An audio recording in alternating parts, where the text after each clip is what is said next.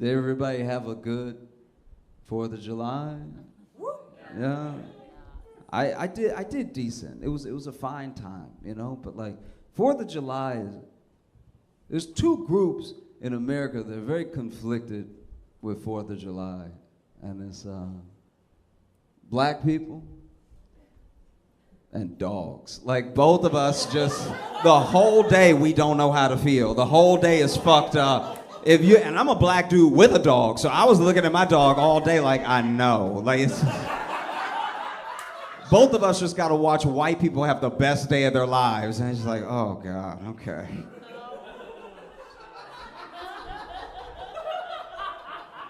And the dogs don't know how I feel about 4th of July because there's a barbecue, but also there's fireworks. So you might get some good scraps, but what is going on up there? Like, every dog is British on 4th of July. Every dog is like, what the fuck are they doing? You know? And it's tough for me because it's like when you know, I don't know. It's like the day of my country's independence, but not mine. Isn't that weird? It's like you can't even really, because they don't really teach about it, but like black people fought in the American Revolution. Like black people fought for the country to be free. And then we were like, yeah, we're free. And then somebody was like, what do you mean we? You know? I know. It must be hard to hear.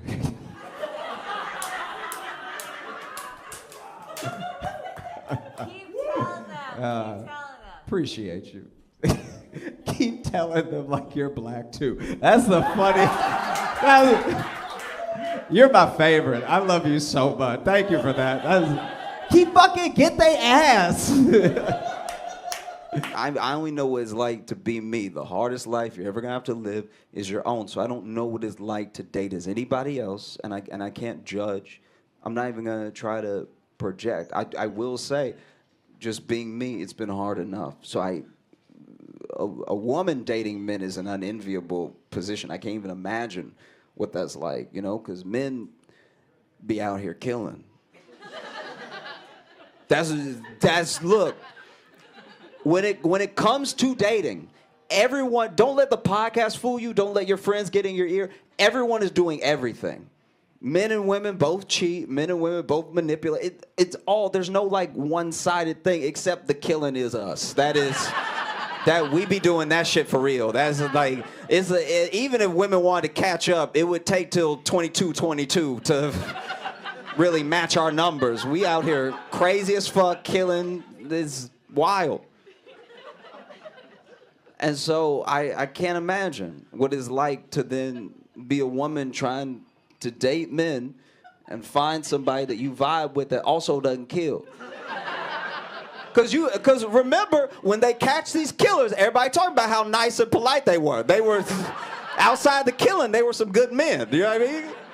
So now you, a woman out here trying to find a man that's like, you know, nice, treats you well, not dangerous, but a little dangerous. You know what I mean? Like, you a little bit of that, like.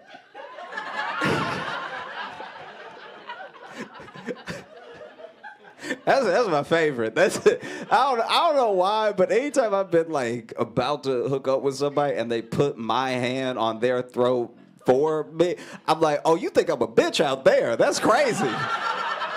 That's wild. You feel so safe with me. You put my hand on your throat. That's almost insulting. That's a little like, let me do what I was gonna do and then we figure out if, you know, like, don't just be like, let me help. Like, that's so insulting. It's crazy. And then another part of me very much likes it because you're helping me help you. Like, it's like, that does low key, I'm insulted, but it does feel like a cheat code where I'm like, oh, and then this? Like, it's, you know? But I cannot imagine. It really is tough because then you know, how do I put it? I'm not trying to be like, oh, poor men or whatever, but then you gotta be that person. You have to be someone who's interesting, nice, engaging, charismatic, and prove you don't kill. And trying to prove you don't kill make you look like a killer every time. All right? Please believe me, the most murdery looking people are the people who are trying to convince you they don't kill. Imagine somebody ask you, hey, do you want to do something later and it's safe? That's... Why would you say that? Why would you even bring it up? That's crazy. But it's also kind of crazy not to bring it up. It's like a real tightrope to walk. I thought I was doing well. I thought I was doing so good because I would hear, I have so many different, friends out here dating, men and women. I hear all the stories, and so I was aware. I was like, sometimes when women go out with a guy for the first time, they don't really know him. They met him on an app or something. They end up like sharing their location with their friends, or they end up texting like, hey, this is where I'm. So I was on the date. Date was just starting. I was like, hey, do you want to text your friends where we're going? Like,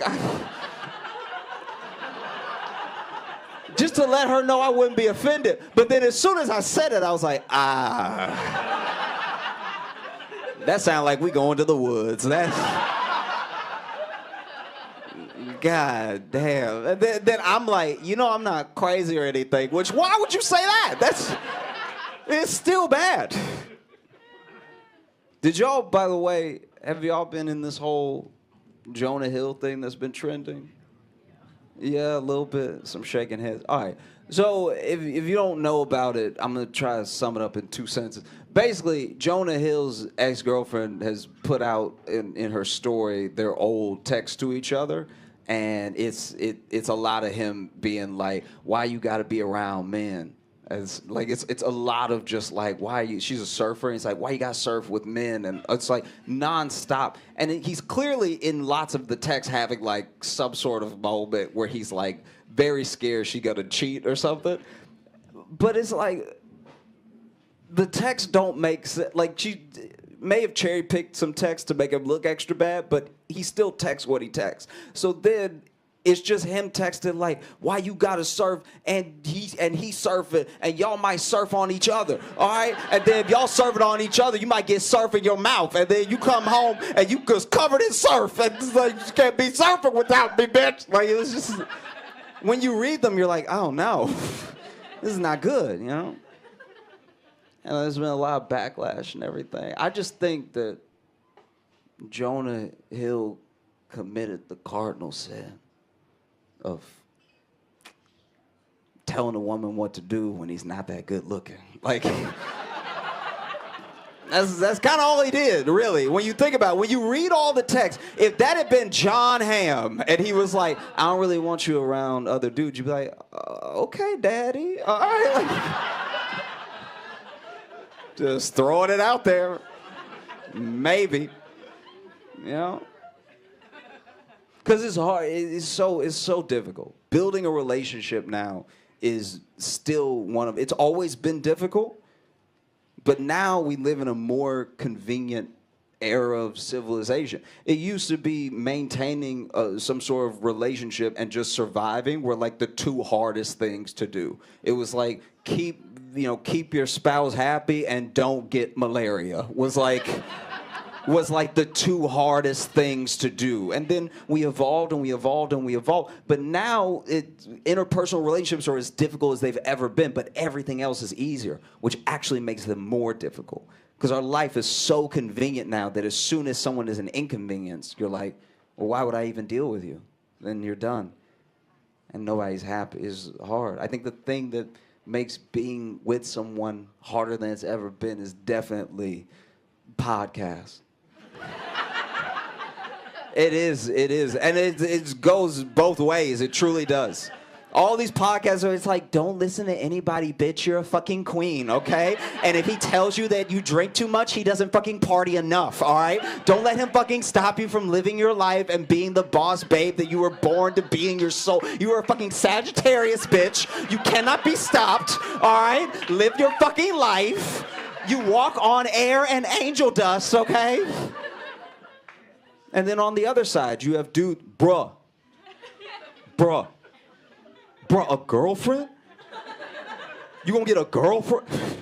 You gonna get a girl and talk about she trying to improve your life? She's trying to change you, dog. She's trying to get you to eat vegetables. Bruh, she get you eating vegetables? Are you serious? She get you eating vegetables out here? Pause, dog. All right? Try to get you eating vegetables. Everybody know vegetables gay. If vegetables ain't gay, why they all shaped like dick? All right? Think about that. Zucchini, all right? Cucumber, that's a hard one. All right?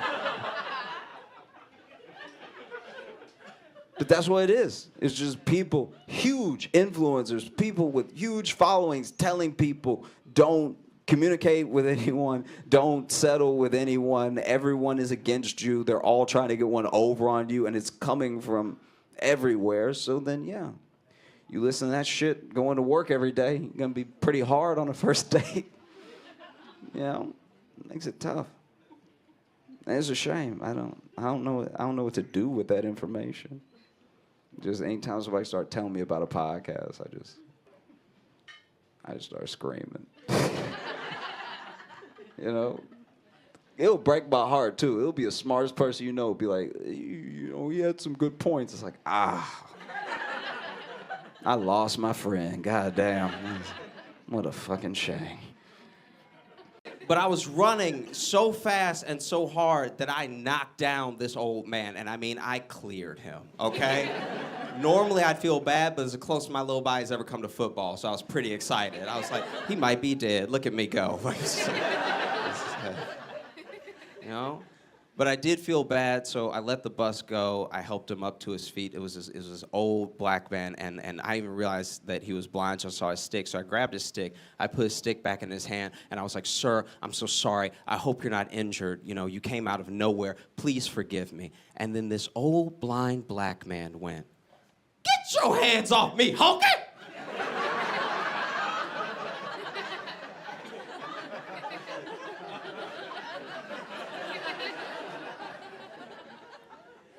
And I was like, sir.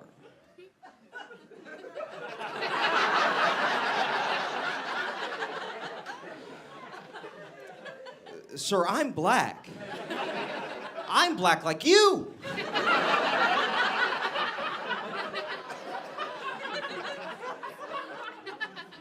And he was like, nice try, cracker. Like there was nothing I could do, and I've never had to prove I was black for it, so I got mad, but then the madder I got, the whiter I sounded. Until the point where I was just standing in front of him like, by golly, I'm black, gosh darn it!